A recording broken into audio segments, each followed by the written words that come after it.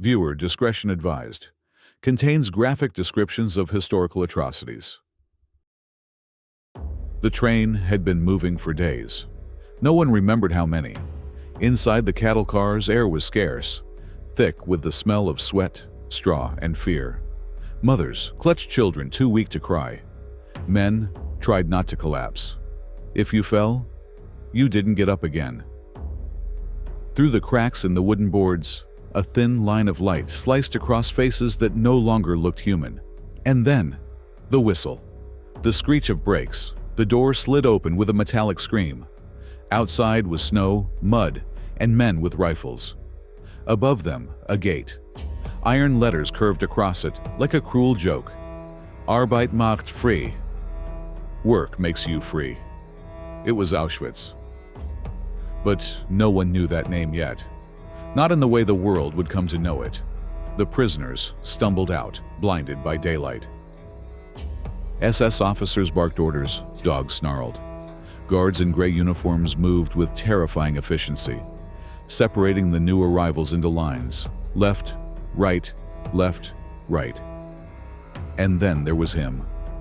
He stood, slightly apart from the others, his posture too calm for this chaos.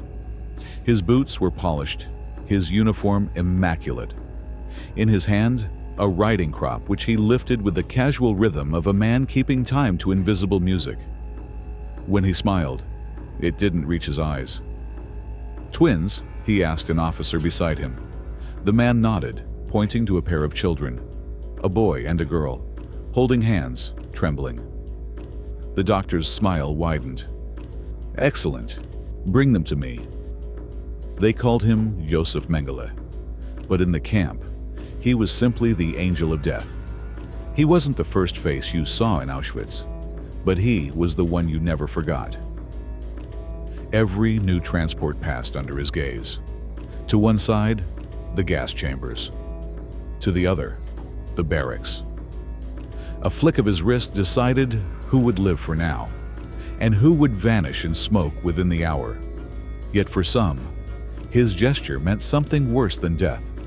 It meant selection for scientific research. And that's how it began, the silent kidnapping of twins. Witnesses would later describe it like a ritual. As soon as a train arrived, Mengele's voice would rise above the noise. "Zwillinge, twins! Are there twins here?" Terrified parents stepped forward, believing it might save their children. He would crouch down, inspect their faces, their eyes. "How old are they?" "Yes." "Perfect." His tone was kind, even gentle. And then, as if the world had split in two, the children were taken, pulled from their mothers, led away by soldiers in black gloves. Some mothers screamed until guards struck them with rifle butts. Others fainted. The twins were carried toward a separate part of the camp, Block 10, the medical barracks. From that moment, they belonged to him. The twins' world was small. 2 rows of bunk beds, a long table, instruments gleaming under lamps. Their heads were shaved, their names replaced by tattooed numbers. They were given better food than the others, not out of kindness, but preservation. They had to remain alive. Healthy subjects made for better experiments. He called them his little ones. Sometimes he smiled when he entered the room, humming Wagner under his breath. The children would freeze, because when the doctor was in a good mood, it meant he had new ideas. And his ideas were nightmares made flesh. The first procedures were simple, measurements. Each twin stood naked, while assistants recorded height, skull size, the distance between pupils, the angle of the nose. Photographs were taken from every angle. Sometimes they were forced to pose, front, side, smile. Mengele loved faces. He believed the human face carried the secrets of race, purity, and destiny. But in his pursuit of the perfect Aryan face, he erased faces altogether, turning children into anonymous data points, nameless drawings in notebooks. He was fascinated by symmetry, by how 2 identical bodies might reveal nature's hidden order. He once wrote in his notes that the twin is nature's mirror. In Auschwitz, that mirror shattered into thousands of pieces. Soon, measurement turned to mutilation. He would inject one twin with a mysterious substance. The other left as control. When one died, the second would be killed to compare organs. Sometimes he injected dyes into their eyes to see if he could change their color. There was one boy, maybe 10 years old, with bright brown eyes. Mengele wanted to make them blue. The child screamed as the needle pierced his iris. He went blind within hours. Another girl's arms swelled after he injected bacteria into her veins. Her sister watched, helpless, as the infection consumed her body. When she died, the doctor came for the surviving twin, scalpel in hand, to study the difference. That was the logic of Auschwitz. Every scream had a scientific purpose. The nurses, some German, some prisoners themselves, tried not to meet the children's eyes. They knew that to care was dangerous. Still, there were whispers of small kindnesses. An extra piece of bread, a touch on the shoulder, a lullaby hummed at night. But even kindness became a crime when Mengele entered. He walked the ward like a conductor, orchestrating agony. "Bring me the Polish twins," he would say. "Prepare the injections. Take that one to the autopsy room." And when the orderlies hesitated, his voice hardened. "You are here to serve science, not sentiment." Outside the barracks, smoke rose from the crematorium chimneys. Ash drifted through the air, covering the children's hair and beds like gray snow. Some of them believed it really was snow. They were too young to understand. At night, they whispered to each other about home. They dreamed of bread, of rivers, of mothers' voices. And when one of them disappeared after testing, the others asked, "Will he come back?" The answer was always the same. No one came back. There were more than 1,500 pairs of twins registered in Mengele's twin program. Barely 200 survived. Among them, Eva and Miriam Moses, 7-year-old sisters from Romania. Eva would later recall the doctor's charming demeanor, his polished boots, his perfect manners. He always looked clean, even in a place built from filth. "He had the power of life and death," she said decades later, and he loved it. Mengele often carried a camera. He photographed his subjects before and after experiments, not to remember them, but to document his progress. In some photos, children are smiling. They didn't know what was coming. Those images still exist. Ghostly proof that behind every experiment was a child with a name, a face, a heartbeat. Sometimes the doctor brought visiting officers to show his work. He would line the twins up, proud as a teacher presenting a project. "These are my special ones," he'd say. "Here, I am discovering the secrets of heredity." The officers nodded, pretending to understand. They saw only order. Neat, clean, efficient. They didn't see the pile of small bodies behind the barracks. By 1944, the experiments grew more desperate. Germany was losing the war, but Mengele's obsession only deepened. He believed his research could save the Reich, proving that Aryan superiority was written in the blood. So he pushed further. He ordered simultaneous amputations, organ removals, injections of chloroform directly into the heart. Each body was opened, measured, compared, discarded.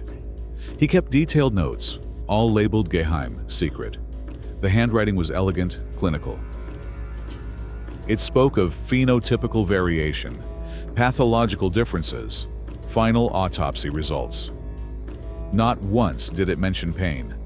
One day, Eva and Miriam were taken to the autopsy room. 2 tables stood side by side.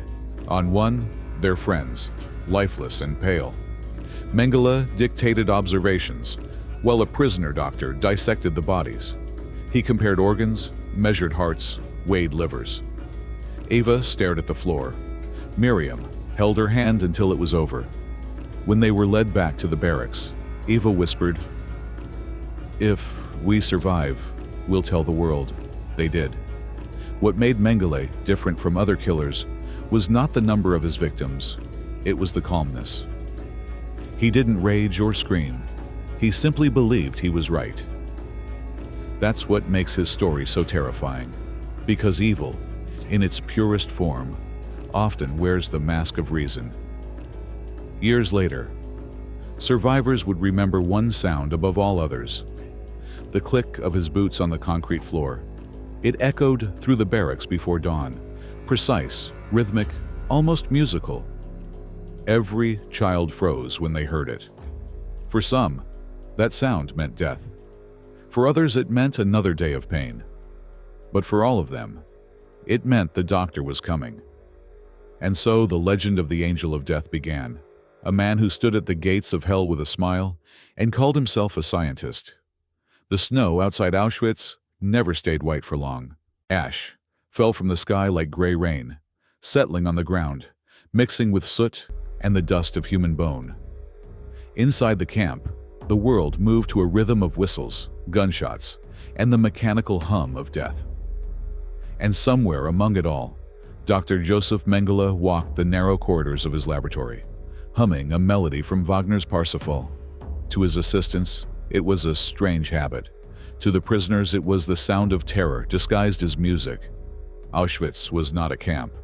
It was an idea made flesh, the culmination of a nation's obsession with perfection. Years before the war, long before the gas chambers, the seeds were planted in universities and lecture halls. Professors spoke of eugenics as if it were salvation, not madness. They measured skulls, drew charts of Nordic beauty, and convinced an entire generation that purity could be calculated.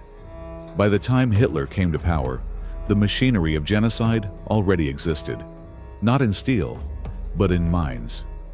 Mengele had studied in those classrooms. He'd listened to professors who believed biology was destiny, that mercy was weakness, and that science could be used to purify humanity.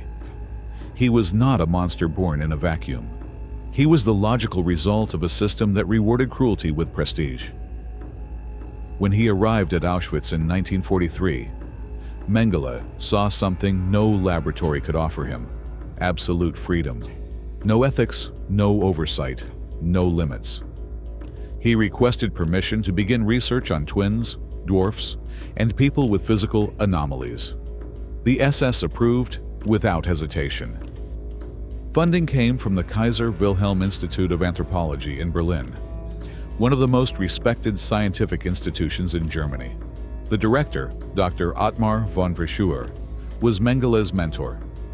Officially, the samples, blood, organs, bones, were sent to Berlin for research. In reality, they were trophies of human suffering. Each labeled specimen represented a murdered child. Inside his lab, everything was meticulously clean: stainless steel tables, glass jars, bright lamps. The doctor insisted on order. The nurses scrubbed until the floor reflected their faces, though none dared to look down. The children sat quietly on benches, waiting to be called by their numbers. Sometimes he smiled at them, offered candy, or stroked their hair. It was a grotesque parody of affection, a fatherly gesture from a man who believed he was dissecting destiny itself.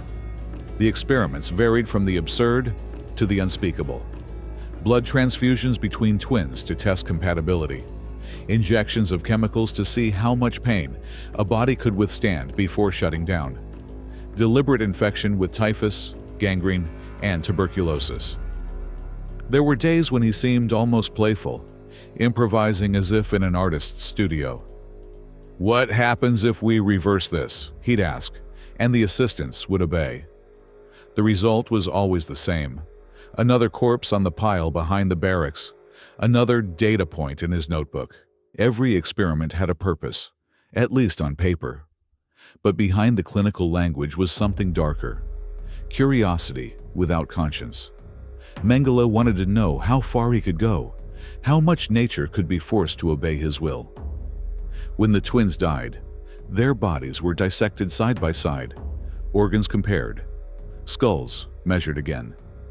He called it verification. Others called it butchery. The camp administration adored him. He was efficient, disciplined, and always calm. He never shouted like other officers. He spoke with the authority of a man who believed in his own virtue.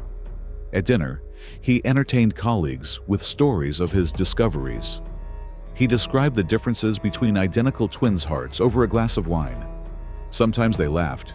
Sometimes they toasted his success. Outside the window, the furnaces burned through the night. One of his colleagues later testified that Mengele believed himself an artist. He thought he was sculpting the future, the man said. He was intoxicated by the idea of creation. That intoxication blinded him to the horror of what he was creating. Not a new humanity, but a monument to dehumanization. The ideology that fueled him came from the highest levels. Himmler himself visited Auschwitz and praised the scientific value of Mengele's work. In his speeches, he spoke of breeding a race of perfect Aryans, of cleansing the nation of weakness. The doctor listened with pride. He truly believed he was serving a divine purpose. Every scream in his laboratory was, to him, a hymn to progress. The paradox was unbearable. A man of science serving a theology of death. He took notes while people bled out on the table. He whistled as he recorded temperatures, as if the pain before him were an equation to be solved. His handwriting was elegant. Thin, precise letters, full of Latin terminology. Reading his notes today feels like staring into the abyss of logic unrestrained by empathy. Words like injection successful, subject expired, specimen preserved, replace any trace of humanity. The prisoners who assisted him, often Jewish doctors themselves, carried an unbearable burden. They had to obey or die. Some tried to sabotage the work, diluting chemicals, falsifying data, whispering comfort to the dying. But resistance in that room was nearly impossible. Mengele saw everything. He had a way of watching that froze the air. One survivor said, "He looked at you as if you were already dead, only waiting to be dissected." Rumors spread through the camp about what went on behind the closed doors of Block 10. Mothers whispered to their children, "Hide if they ask for twins." Some tattooed fake numbers on their kids to make them seem unrelated. But nothing could protect them for long. The SS kept detailed lists. Once Mengele decided someone belonged to his collection, escape was impossible. The day often began with inspections. The doctor entered at dawn, his boots echoing on the floor. The twins stood at attention, trembling. He examined them like livestock, checking skin, eyes, teeth. He might compliment one child on her beautiful symmetry, then order her sister for vivisection in the afternoon. The children learned to read his moods, to hold their breath when he smiled too much. That smile meant danger. Outside, the ideology of racial purity continued to poison every corner of life. German newspapers printed articles about hereditary health. School textbooks taught children to measure their classmates' skulls. Even music and art were judged by racial standards. In such a world, Mengele's experiments didn't seem insane. They seemed necessary. That was the true horror, the banality of evil clothed in reason. In 1944, as the Red Army advanced, Mengele's urgency grew. He ordered new batches of twins from incoming transports, demanding speed and precision. He told his team they were on the verge of discovery, that soon they would unlock the secret of how to multiply the master race. He spoke of the future like a prophet. In reality, he was drowning in his own delusion. The notes he sent to Berlin became increasingly chaotic. Some described impossible goals: controlling eye color through injection, altering bone structure, inducing mutations. The Institute replied with cautious encouragement, afraid to contradict him. They needed results to justify their existence. And so the machinery of pseudoscience kept turning, greased by blood. Among the prisoners, whispers of revolt grew louder. The Sonderkommando, those forced to burn the bodies, had seen enough. They planned an uprising. But inside Mengele's block, rebellion was a fantasy. The children were too weak, too terrified. Their only rebellion was survival. Eva Moses Kor later said, "To live one more day was victory." And yet, even within that darkness, fragments of humanity flickered. A nurse secretly bandaged a child's wound. A prisoner doctor risked his life to hide a boy marked for autopsy. These small acts of defiance didn't stop the machine, but they preserved something the Reich could never destroy: compassion. When liberation finally came in January 1945, the laboratories stood silent. Jars of organs lined the shelves. Notebooks lay open on desks, as if the doctor had simply stepped out for lunch. He had fled hours earlier, leaving behind the ruins of his empire of pain. The Soviets found the children huddled together, skeletal and wide-eyed. Some still wore the mismatched clothes he had given them. They were alive, but their childhoods had been dissected beyond repair. In Berlin, the Institute received no more packages. The specimens had stopped arriving. Scientists quietly burned correspondence, pretending ignorance. Those who had praised Mengele now claimed they barely knew him. Yet the knowledge he gathered, if one can call it that, survived in archives, quoted in papers, whispered about in medical circles for decades. Even in disgrace, the ghost of his science refused to die. Mengele himself vanished into the fog of defeat.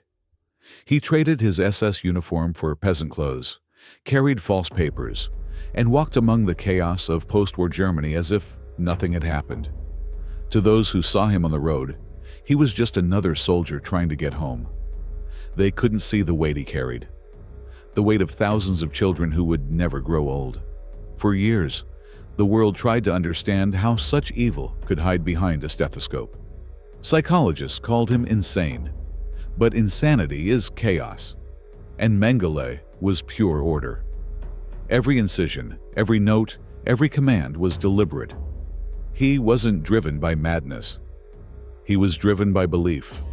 Belief in a world where compassion was weakness, where science served ideology, where the human body was raw material for a new race. The true factory of genocide wasn't built with bricks and barbed wire. It was built with words, lectures, papers, grants, with the quiet conviction that some lives mattered more than others. By the time the furnaces of Auschwitz were lit, the moral fire had already gone out in the hearts of men like Mengele. And when the war ended, that same logic didn't vanish. It simply changed uniforms, crossed oceans, and buried itself beneath the language of progress. The Allies would later use Nazi research in their own programs, justifying it as a way to save lives. Even horror, it seemed, could be repurposed. Somewhere in Argentina years later, an old man with perfect posture and icy eyes sat on a veranda, reading scientific journals. He still signed letters, Dr. Brave. Josef Mengele. He believed history had misunderstood him. He thought he had served knowledge. But knowledge without empathy is not wisdom. It is poison. The snow in Auschwitz melted long ago, but the ashes remain in the soil. Children still visit the museum and stare at the glass cases filled with shoes, glasses, dolls. They ask their parents, "Who did this?" And the parents struggle for words. Because how do you explain a doctor who thought he was saving the world by destroying it? The answer, perhaps, lies not in the horror itself, but in the silence that allowed it. Mengele's experiments were not just crimes against individuals. They were crimes against the idea of humanity. He didn't just kill children. He tried to erase what made them human. Curiosity, laughter, the light in their eyes. He turned them into reflections of his own emptiness. That is why, when survivors speak, the world must listen. Their voices cut through the decades like a warning siren, that the line between medicine and murder, between progress and perversion, is thinner than we think. and that behind every theory of purity, behind every promise of perfection, there hides a man in a white coat, smiling softly, humming to himself, convinced that he is doing good. Because that was Dr. Josef Mengele, the angel of death, the scientist of shadows, the architect of the faceless. And in his laboratory of horrors, he built not the future he dreamed of, but the mirror that still reflects the darkest corners of what humanity can become. In the sterile silence of Auschwitz Block 10, glass jars lined the shelves like a macabre library. Inside them floated organs, bones, and fragments of human life preserved in formalin. Lungs the size of apples, hearts the size of fists, tiny skulls labeled with numbers. Each one told a story that no one would ever hear. The labels were written in a neat hand. Specimen A17, subject ZW82. These were not just remains. They were evidence of a project that called itself science. Josef Mengele was meticulous about his collection. To him, it was not a crime scene, but an archive of discovery. He called it meine Sammlung, my collection. His assistants recorded the measurements of each organ before sealing it away. The jars were carefully packed into crates and shipped to the Kaiser Wilhelm Institute of Anthropology in Berlin, addressed to his mentor, Professor Ottmar von Frischur. Between them, a line of correspondence flowed throughout the war. Coded reports, lists of specimens, notes about phenotypical variances. None of it mentioned the cost in lives. The Institute, one of Germany's most respected scientific centers, had long been entangled with the ideology of race. Funded by the state, it became the academic backbone of Nazi eugenics. Its researchers measured skulls of prisoners, dissected corpses of executed resistance members, and produced graphs claiming to prove the superiority of the Nordic race. In this system, Mengele's work at Auschwitz was not a perversion. It was the logical conclusion. He supplied the data, they supplied legitimacy. Together, they built a bridge between murder and academia. One surviving document found after the war bore Verschuur's handwriting. My assistant, Dr. Mengele, has sent me blood samples from twins in Auschwitz for comparative analysis. That sentence, simple, bureaucratic, is among the most chilling in the archives. It describes genocide in the language of logistics. For Mengele, the human body was a map to be redrawn. His curiosity extended beyond twins. He experimented on Roma families, people with albinism, those with congenital disabilities. He collected their skeletons, their eyes, even tattooed skin. The pattern of a prisoner's tattoo fascinated him. He once ordered a man's back flayed after execution because of the colors in the ink. The skin was later sent to a museum. When the Allies liberated Germany, they found similar artifacts hidden in university storerooms and private collections. Skulls from Jewish children, anatomical slides made from murdered prisoners. The veneer of scientific progress had concealed a trade in human suffering. The Reich's doctors had built a network of death, where each laboratory depended on the corpses produced by the camps. Mengele's photographs reveal another dimension of his obsession, the aesthetic of control. Dozens of surviving images show children lined against white walls, their faces emotionless, their eyes staring just past the lens. They are perfectly lit, composed like portraits, but there is no humanity in them, only symmetry. The camera became his scalpel, dissecting the soul. Each photo reduced a living child into an object of study, a visual equation of purity and deviation. In one photo, two Roma boys stand barefoot on the concrete floor. Their striped uniforms hang loose from their thin bodies. Behind them, a chalk line on the wall marks their height. They look confused, frightened, and yet still defiant. Historians believe both were killed within days of that photograph being taken. Today, the image is displayed in museums around the world, a frozen moment between life and erasure. When questioned years later, other doctors from Auschwitz described Mengele's laboratory as a strange island of order amid chaos. while thousands died daily in the gas chambers.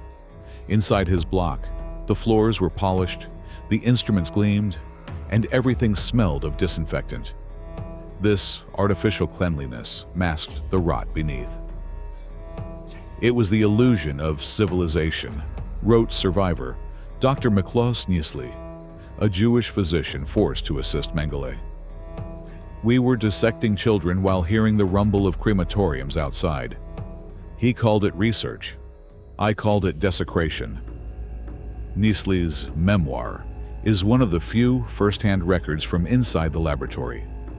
He described how, after each experiment, Mengele dictated autopsy notes in a soft, almost tender tone, as if reciting poetry. He referred to corpses as materials. When Niesli asked to save a dying twin, Mengele replied, "Doctor, we do not operate on the dead." The term collection of death later became the unofficial name given by historians to Mengele's archive. It was not just a collection of specimens, but of symbols, proof that a modern society could transform murder into paperwork, suffering into data, and children into diagrams. The connection between the camp and Berlin went far deeper than most people imagine. Couriers delivered crates of organs and bones through official channels. German universities competed for access to special materials. Letters survived in which professors thanked the SS for valuable anatomical resources. The language of science was weaponized, each word stripped of morality, replaced by precision. In this culture, Mengele thrived. His arrogance grew with every shipment he sent. He wrote to Berlin about the potential to observe identical hereditary conditions under controlled circumstances. That phrase, controlled circumstances, meant total dominion over life and death. No ethics committee, no oversight, no consent, only control. Among his most disturbing ambitions was the creation of an anatomical atlas of the Jewish and Roma body, a project meant to illustrate racial differences. Artists in the camp were forced to draw the dead, to capture their proportions before dissection. One surviving drawing, found after liberation, shows the face of a young girl with eyes closed, as if sleeping. It was labeled "Subject for Comparative Analysis." The artist who drew it later testified that he was threatened with execution if the portrait showed too much emotion. Beauty itself became suspect. Anything human, anything expressive, was erased. Mengele's aesthetic of death was about reduction, turning faces into patterns, veins into lines, skin into samples. In his pursuit of the perfect human, he annihilated the human altogether. When the war began to collapse in 1944, the shipments continued. Even as the Reich burned, trains still carried crates from Auschwitz to Berlin. Inside them were the remains of people who had already ceased to exist in any official record. Their names were erased. Their flesh became the Reich's final export. After the liberation, Allied investigators followed the paper trail. What they found was staggering. Dozens of professors across Germany had received materials from camps. Some claimed ignorance.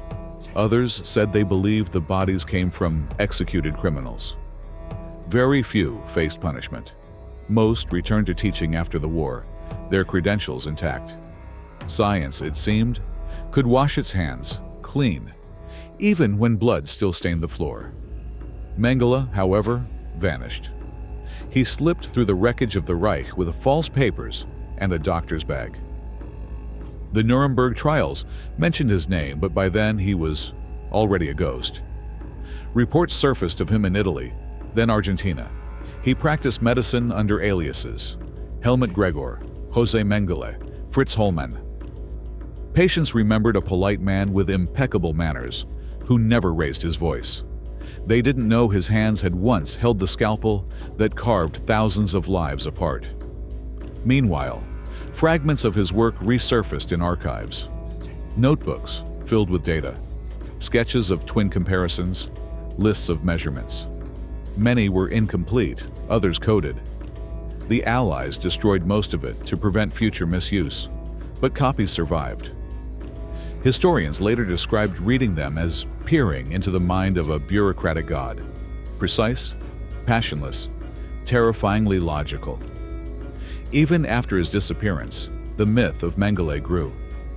He became a symbol of the physician without conscience, the scholar who surrendered morality to ideology. Yet it is too simple to call him merely insane. Insanity implies chaos. Mengele was order incarnate. He represented what happens when intellect divorces itself from empathy, when science serves cruelty instead of truth. The legacy of his collection endures not in what remains, but in what was lost. Thousands of lives reduced to data points that proved nothing. No great discovery emerged from his experiments. No scientific advancement justified the agony. The only lesson he taught the world was how easily knowledge can become a weapon.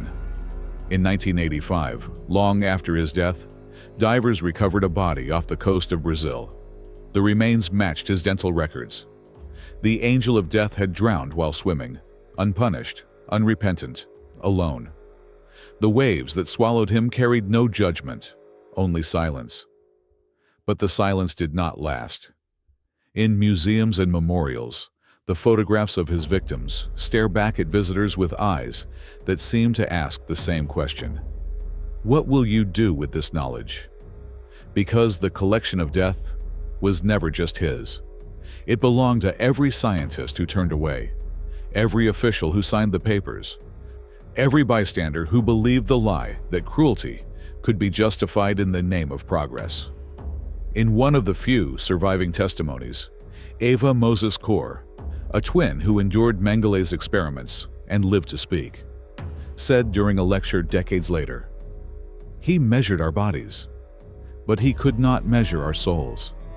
He tried to erase our humanity, but in doing so, he erased his own."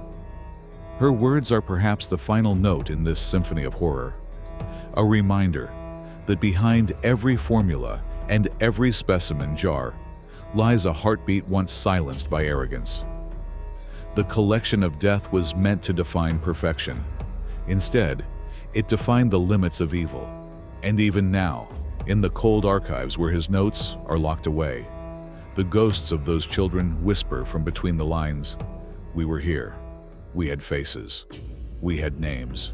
In the spring of 1945, the empire that had fed Josef Mengele's ambitions began to crumble. The air above Silesia was thick with smoke and the low rumble of Soviet artillery. The chimneys of Auschwitz, once spewing ash in disciplined rhythm, now burned in panic. Files were shredded, jars smashed, names erased. SS officers packed crates of documents, cash, and gold fillings into trucks bound west. Among them was a man still wearing the white coat of a physician. Mengele understood before most that the Reich was finished. His precision saved him. Chaos was his camouflage. He destroyed what he could of his notes, buried other pages in metal boxes behind the barracks, and slipped out of the camp wearing a field gray uniform without insignia. The angel of death vanished into the tide of retreating soldiers. When the Red Army entered Auschwitz on January 27th, they found the laboratory deserted. Bottles stood open on the tables, a microscope still focused on an empty slide.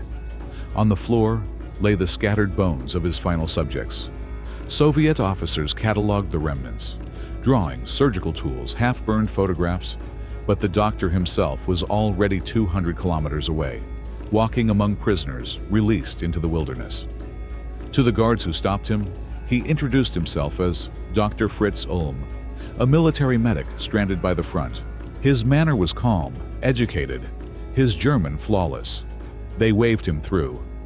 For weeks, he drifted west, trading one disguise for another: Wehrmacht officer, field surgeon, refugee. He slept in barns, treated the wounded for food, and carried a small case of scalpels as his only proof of identity. When the Allies began rounding up SS personnel, he avoided the columns of captured men, joining a stream of displaced civilians. It was as if he had melted back into the faceless mass of the defeated. By May, he reached Bavaria, exhausted but alive. The war ended, but his hunt for survival had only begun. In the ruins of Germany, justice was blind in every sense. Millions wandered the roads. Records were gone, uniforms discarded. The Allies built camps to screen the captured, relying on interrogations and lists compiled from memory. Mengele's name appeared on a wanted roster, but to most interrogators it was just one among thousands. When American soldiers finally detained him near Munich, he handed over identification papers bearing another name, Fritz Hallmann. They questioned him briefly, found no SS tattoo on his arm, and released him. The scar where it had once been had been carefully cut away with a razor. The man thanked them politely, saluted, and walked into the forest. For the next 4 years, he hid in plain sight. He worked as a farmhand near Rosenheim, under the alias Helmut Gregor. To his employers, he was courteous, silent, and strong. He delivered calves, repaired fences, and read medical journals by candlelight. The local priest noted that he attended Mass, but never took communion. No one asked questions. Everyone had something to hide. Meanwhile, in Nuremberg, the trials began. Witness after witness described the experiments on twins, the injections, the amputations.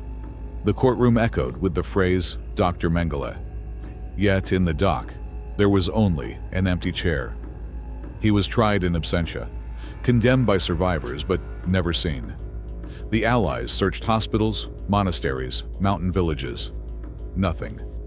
The angel of death had become a ghost. In 1949, rumors reached him that his name had been placed on the official list of war criminals to be extradited to Poland. The Iron Curtain was falling. Europe was no longer safe. With help from the Odessa network, a web of former SS officers and sympathizers, he traveled to Genoa, carrying forged papers provided by a Catholic charity that specialized in assisting displaced persons. He boarded a ship bound for Buenos Aires under the identity of Helmut Gregor, technician. The sea crossing lasted 3 weeks. On the deck, he watched the Atlantic stretch endlessly, the horizon blinding white. For the first time in years, he felt calm. The new world awaited, a continent of refuge for the defeated. Argentina, in the early 1950s, was fertile ground for ghosts of the Reich. President Juan Perón welcomed German engineers and doctors as symbols of progress. Thousands of Nazis, both minor functionaries and major war criminals, arrived with clean passports and new names. In Buenos Aires, German was heard in cafes. Swastikas lingered on the bottoms of steamer trunks. Mengele rented a modest apartment in the Palermo district and found work at a pharmaceutical company owned by an émigré sympathetic to former comrades. His knowledge of anatomy and pharmaceuticals quickly made him valuable. Colleagues described him as punctual, quiet, meticulous. He introduced himself as Dr. Gregor. He avoided gossip, never married, and always paid in cash. In the evenings, he attended gatherings of the expatriate German community, elegant dinners where the past was never discussed but always present. Over wine, men whispered about the old days, about comrades lost, about the glory that might yet return. Some knew exactly who he was. They called him Herr Doctor with a respectful nod. No one betrayed him. To them, he was a symbol of the unbroken line of the Reich, proof that the ideals of purity and discipline had not been extinguished, only exiled. Across the ocean, however, the world was changing. The Eichmann trial in Jerusalem reignited the hunt for Nazi fugitives. Survivors spoke publicly for the first time about Mengele. Their testimonies described the experiments in detail so horrific that even hardened prosecutors wept. The name resurfaced in newspapers. Josef Mengele, the angel of death, believed to be hiding in South America. For a moment, he felt the old fear return. He moved again, first to Paraguay, obtaining citizenship under a sympathetic government, then to Brazil. Each relocation was orchestrated through a network of former SS men who still called themselves Kameraden. They shared money, forged documents, and silence. The trail grew colder. During these years, Mengele continued to practice medicine quietly. He treated the wealthy German expatriates, delivered their children, prescribed tonics for their wives. His patients admired his professionalism. Some even called him a miracle worker. None of them knew, or wanted to know, what miracles he had practiced in the past. By the 1960s, the walls began to close. The Mossad captured Adolf Eichmann in Buenos Aires in 1960 and smuggled him to Israel for trial. The operation sent shockwaves through the Nazi underground. Mengele panicked. He shaved his mustache, dyed his hair, and fled again, this time to a remote farm in southern Brazil owned by a German couple named Stammer. He lived in a small hut behind their house, cultivating vegetables and repairing machinery. Letters from Germany reached him through trusted intermediaries. He still corresponded with his son Rolf under the pretense of being an uncle. The years of isolation hardened him. He spent long hours writing in notebooks, defending his wartime work. The manuscripts, later recovered, read like the manifesto of a man who had never learned remorse. He wrote of racial hygiene, of biological destiny, of the duty of science to guide evolution. He insisted he had saved lives in Auschwitz by selecting those fit to work. "History will vindicate me," he wrote. In 1976, the Stammer's farm was sold, and he was forced to move again, now to a suburb near São Paulo, under the name Wolfgang Gerhard. He lived quietly, supported by money sent from his family in Germany. To neighbors, he was a polite but reclusive pensioner who enjoyed horseback riding and reading medical journals. He complained of arthritis, the only visible reminder of age. The world had not forgotten him. Journalists, Nazi hunters, and agents from the West German intelligence service pursued his shadow for decades. Each lead ended in rumor, sightings in Paraguay, Bolivia, even Egypt. In 1979, a German newspaper published a photograph allegedly showing him at a dinner in São Paulo. The face was older, heavier, but the eyes unmistakable. Yet when police arrived, the house was empty. On February 7, 1979, the Angel of Death met an ordinary end. He was spending the afternoon with friends on the Brazilian coast, swimming beyond the waves. Witnesses saw him suddenly clutch his chest and disappear beneath the water. His body washed ashore minutes later.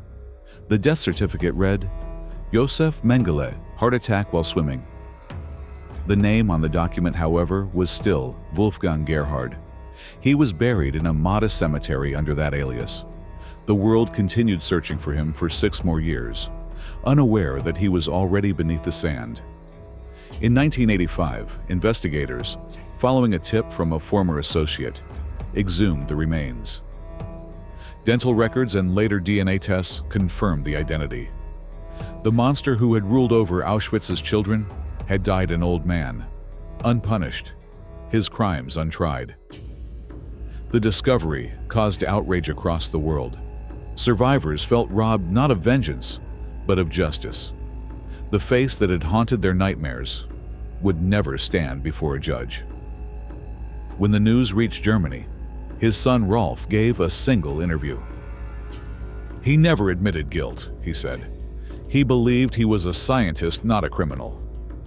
Those words sealed the tragedy of the man who could no longer distinguish between knowledge and evil.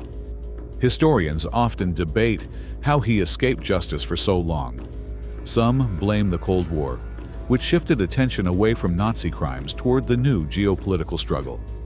Others point to the complicity of those who helped him: church officials, businessmen, doctors who still saw in him a colleague rather than a murderer.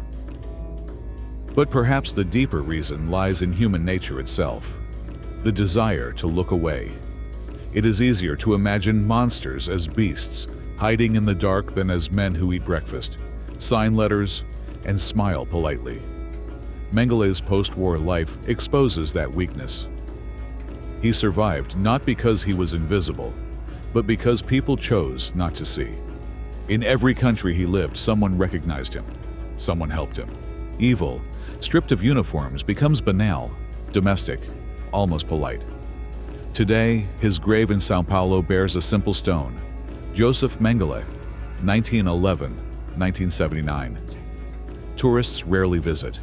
The Brazilian sun has bleached the inscription, but in museums across Europe, the echo of his name remains. Children walk through exhibitions where his photographs hang behind glass, their reflections mingling with those of the victims. The past watches back. In the archives of Yad Vashem, a fragment of one of his letters is preserved. It ends with a line that seems almost pleading. "My conscience is clear. I was a doctor." That sentence, more than any verdict, reveals the abyss he carried inside. For Josef Mengele, morality ended where obedience began. He was the perfect son of a system that replaced compassion with ideology, that turned healing into killing. His flight did not save him. It only prolonged his exile. Every false name, every passport, every new country was another layer of the same prison he had built for others. He escaped the law, but never the mirror. In the end, the sea took him, the only element that cannot be measured, dissected, or categorized. Perhaps that was fitting. History remembers him not for what he discovered, but for what he destroyed. His pursuit of the perfect human created the perfect warning. And long after his bones turned to dust beneath the Brazilian soil, the question he left behind still haunts every laboratory, every experiment, every ambition that forgets the face of the person on the table. At what point does curiosity become cruelty? The war ended, but the silence did not. Long after the fires of Auschwitz cooled, the echoes of what had happened there kept spreading, through courtrooms, through classrooms, through the hearts of those who had walked out of the barbed wire gates and never truly left. The bodies had been buried, but the questions refused to die. For decades after 1945, the survivors carried fragments of the laboratory inside them, scars that never healed, nightmares that returned with the smell of disinfectant, the taste of metal, the sound of boots on tile. Some stayed silent for years, afraid that no one would believe them. Others spoke immediately, their voices trembling but precise, determined to turn memory into evidence. Together, they built the archive that the murderer himself had tried to erase. In 1947, during the doctor's trial in Nuremberg, the world finally heard the vocabulary of the camps spoken aloud. Experimentation without consent, injection of phenol, twins, sterilization. The transcripts read like autopsies of civilization. The judges listened as witnesses described men in white coats performing acts of methodical barbarity. Out of those hearings came the Nuremberg Code, 10 short sentences that would redefine modern ethics. The voluntary consent of the human subject is absolutely essential. The rule seems obvious now, but in 1947 it was revolutionary. Every line of that code is written in invisible ink, made from the blood of Auschwitz. And yet, the paradox remained. Many of the doctors who had served the Reich went on to practice medicine in post-war Europe. Some published papers again. Others taught students who never learned the origins of their mentors' knowledge. Justice, like medicine, was imperfect. The victims had to live with that imperfection. Among them was Eva Moses Kor, one of the twins who survived Mengele's experiments. In later years, she founded the Candles Museum in Indiana, a place not of horror, but of testimony. She collected the names and faces of those who had stood beside her in Block 10. When visitors asked her why she chose forgiveness, she answered, "Because forgiveness is not about them. It's about taking back control of my life." To some, her choice was incomprehensible. To others, it was the only way to silence the echo of the doctor's voice, still whispering that he had power over her. Her lectures filled auditoriums across the world. Students listened as she described the injections, the sickness, the fear, and then the liberation. "We were children," she said, "but they treated us as tools. When I forgave, I told him, wherever he is, that he no longer owns me." The audience always rose in silence before applauding. In that pause, between story and reaction, lies the true legacy of Auschwitz. Not understanding, but awareness. The archives of the Holocaust are vast, but incomplete. For every document preserved, another was burned. For every name recorded, 10 vanished in smoke. Historians still find traces of Mengele's shipments in university basements, a bone fragment mislabeled, a notebook filed under anatomy, a forgotten slide in a drawer. Each discovery reopens the wound.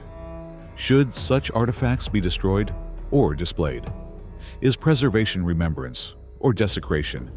The debate continues, because there are no clean answers when the subject itself is filth. What remains beyond dispute is that the survivors became the custodians of truth. They built memorials where chimneys once stood, planted trees where watchtowers fell, turned barbed wire into exhibits of warning. Every museum that bears the name Auschwitz or Birkenau is a reply to the doctor who believed the world would forget. The walls speak, the photographs stare back, and the ash underfoot reminds visitors that evil once wore a uniform and a degree. Modern science, too, carries the echo. Every medical student who signs an ethics form, every researcher who submits a proposal for review, stands on ground shaped by those crimes. The Nuremberg Code evolved into the Declaration of Helsinki, the cornerstone of human subject research worldwide. It demands respect, informed consent, accountability. Behind each principle stands the shadow of Auschwitz, a silent witness to the cost of neglecting conscience. And still, the temptation persists. Whenever a government justifies cruelty in the name of progress, whenever an experiment values data more than dignity, the past stirs. The story of Josef Mengele is not an artifact. It is a warning label for humanity itself. In the late 1990s, forensic teams reopened his grave in Brazil to confirm the identity once more. The bones were cataloged, measured, analyzed, the same cold process he had used on others. Photographs from that exhumation show scientists bending over a skeleton, their faces expressionless. One historian watching later remarked, "It was the first time in history that Mengele became the specimen." The irony was complete. The man who reduced people to data ended as data himself. But closure is not justice. His victims never saw the inside of a courtroom. His family never faced the truth of what he had done. In Germany, his estate passed quietly to relatives. The archives still hold letters he wrote to his father's factory asking for money. The stationery bears the polite heading Dr. Josef Mengele, Buenos Aires. No remorse, only routine. The banality of those letters haunts more than his crimes. They show how ordinary evil can be when it wears good handwriting and careful punctuation. It is easy to imagine monsters as aberrations. Harder to admit that they are the product of obedience and pride. That is the echo the world struggles to silence.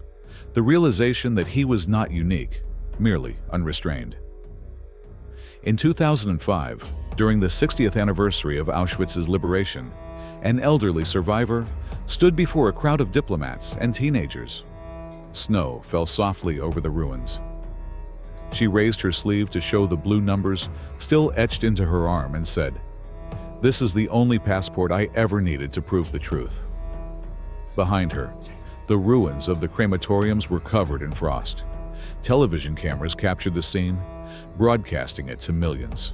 For a few seconds, the entire world looked at that number, and the echo became visible. Every generation must decide what to do with that image. Some will turn away, claiming that enough has been said.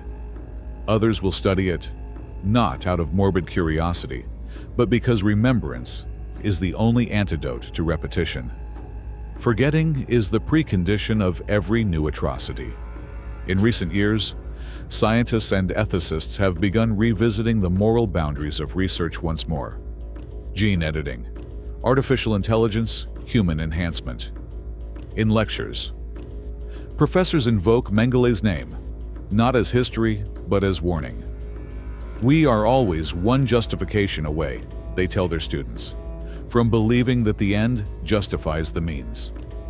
The lesson of Auschwitz is not only about hate, it is about hubris.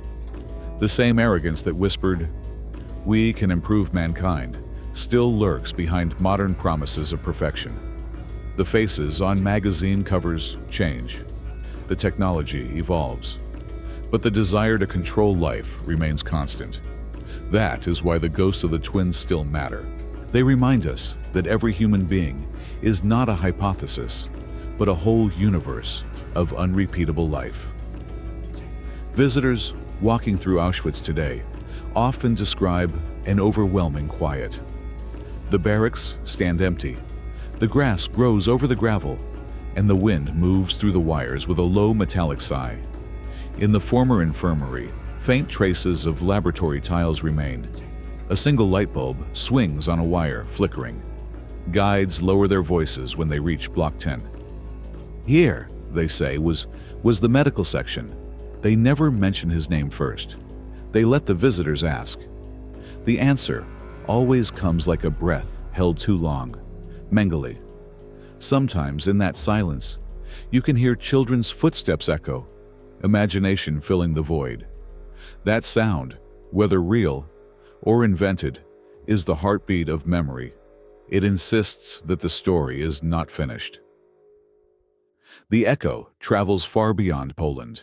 It lives in classrooms where teenagers read testimonies aloud, in art installations that project the faces of the twins onto walls, in the trembling voice of a guide who has told the same story 1,000 times and still cannot finish without pausing.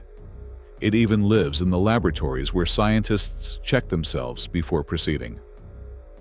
Because of what happened, one researcher once said, "We have ethics boards, not because we mistrust science, but because we mistrust ourselves." That is the true monument, not stone, but vigilance. When the last survivor's voice fades, the documents will remain. The photographs, the drawings, the gray handwriting on yellow paper. Future generations will read them with disbelief, as if they describe another species. But every word will point back to the same question that the ashes whisper through time. What makes a human cease to see another as human? Perhaps there will never be a final answer, but the act of asking keeps the abyss from widening. And so the story of Josef Mengele does not end with his death in Brazil. It ends each time someone walks into a museum, hears the name, and feels the chill of recognition. That science without conscience becomes religion without mercy. That order without empathy breeds annihilation. That every statistic hides a child's face. The echo will never fade completely. It lives in the air of history, reminding us that even in the most civilized age, the line between healer and killer is drawn not by knowledge, but by conscience. That is why the survivors insisted we remember not only what he did, but what he believed. Because the belief that some lives are worth more than others is the first note in the song that ends with silence. In the final photograph taken at Auschwitz, the gates stand open under a gray sky. No guards, no trains, just emptiness. Yet the inscription above the arch still reads the same lie: Arbeit macht frei. The letters are rusted now, but their irony endures. The world learned, too late, that there is no freedom in cruelty, no progress in inhumanity. And if you listen closely, through the wind, through the cold, you might still hear the faint whisper of those who once stood behind those gates, the children whose faces were measured, marked, and lost. We were here. We had names. Remember us, so that no one ever again will build paradise out of ashes.